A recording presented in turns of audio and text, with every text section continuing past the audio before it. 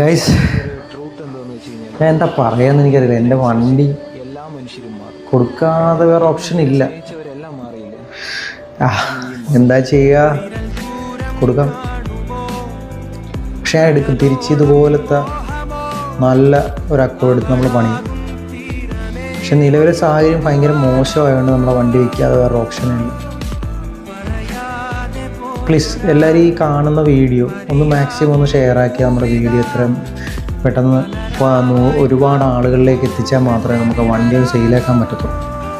കാരണം വണ്ടി ഒന്ന് സെയിലായാലേ ഇപ്പോൾ വിചാരിക്കുന്ന കാര്യങ്ങളൊക്കെ ചെയ്യാൻ പറ്റും.